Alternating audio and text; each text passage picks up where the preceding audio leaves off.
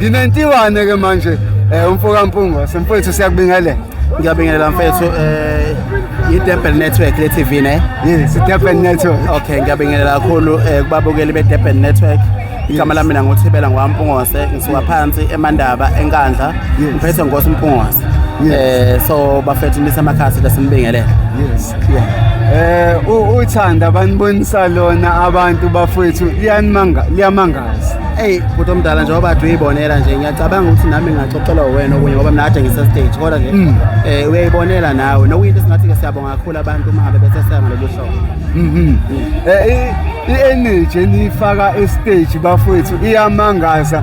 Mhlawumbe ngakube lokhu kwenziwa ukupractice kakhulu noma ingoba nijwayele ukuba se-stage time and time. Inkabe mayihlezi isejokeni nje hayi kululo kwayo njengoba ubona nje angithi sile ayineshisayo so vele kufana nokuthi into esihle siyenza njalo esiphila siyenza njalo njengoba ubona nje sisenza amahholo le stage sasa sewagila kwenye indawo so sekuhleze kunjalo yeah. Sikhulume ngendlela zokuperforma manje stage ziningi indlela enizisebenzisayo uku-entertainer i-crowd. Yes. Kube njalo angithi ke yibo kubuciko lobo bhuti ubuciko uhleze nje ubenza ngenhlahla ngisebenza nomuntu okhaliphe kakhulu uPhuzani koSamaskando kuyena umuntu ohlezazi ukuthi ikhanda uzoshaya uma ephume washona i-dress code yenu lihlobile nihleze nibahla manje se-stage mfethu njengoba ubona nje sizinyamazana sivena Thibela mfowethu abantu bayakwamukela kakhulu noma sohamba wedwa abantu bayakwamukela i-play recipe nje yakho mhlawumbe engingathi nayo eyenza abantu babe so glued to umsebenzi wakho.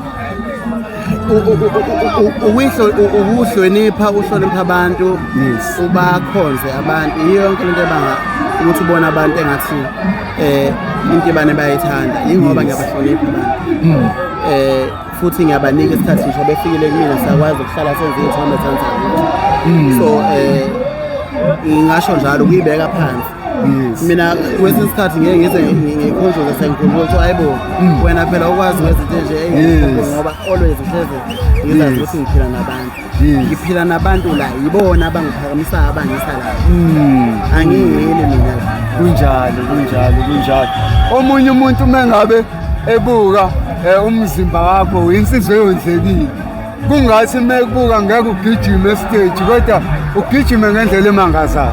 Hayi umzimba uflex kakhulu ukuthi ungawubona engathi uthe ukuthi xaxa ngingasho ngithi hayi ngoba ngikade ngiphakele umama manje sengiphakele umakoti wami futhi ke ngathi umzimba nje obongayo ukuthi uyaphakelwa awucabanga ukuthatha isithembu manje ngangakuveza kwenye ama-interview ngisho khona ukuthi angikwazi ukukhuluma ngekusasa njengamanje ngoba umuzi kababa imini kumele ngiwubone ukuthi ufanele uhamba ugcinile so angikwazi ukuthi bese ngithi ngiganiwe ngiqedile futhi angikwazi ukuthi ngithi ngizothatha omunye kodwa ukuqhubeka kwempilo ukuqhubeka kwesikhathi ikhona okuzosho ukuthi kumele ngenze njalo kumele wenze njalo. Uthando olungaka olunikeza abantu besifazane bayayithanda intibane. Senginakile nje ukuthi abantu besifazane bayayithanda intibane. Angeke kwenze ukuthi lo ukuthi hayi cha ngoba nalo uthando olungaka ake ngiphinde futhi ngibambe imbalehle.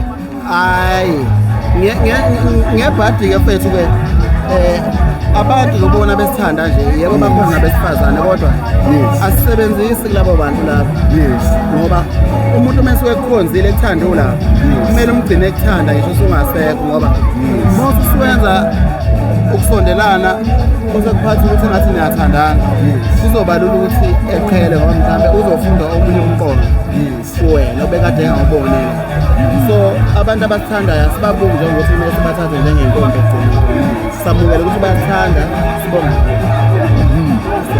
mfowethu siyabonga kakhulu ngesikhathi sakho ngiyabonga kakhulu ngiyabonga mfowethu mhlawumbe abafuna ukukuthola ku-social media ama-handles wakho ame kanjani? Ungangena lapha ku Facebook lapha engimandla khona kakhulu ubhale uThibela Solakala Ntombi Mpungose ufike ulayikhe laphana uzobona ngicabanga ukuthi njengamanje ngi-336 Wow. Followers. Angiculi njalo ngegitangoma. Yakhona intibane manje. Kumele kucace njalo nakho lokho ukuthi hayi ngoba ngicula ngegitangoma. So ngiyakhula uzoyibona ngoba maningi nama fake pages yabo. So ngiyacabanga ukuthi kuyomela ukwazi ukuthi ngoba ngitshela isibalo sokuthi leli selikhule kangakanani. Ngoba ezothi ukwazi ukudifferentiate ama sofika. Yeah, between fake neyingqo. Yes.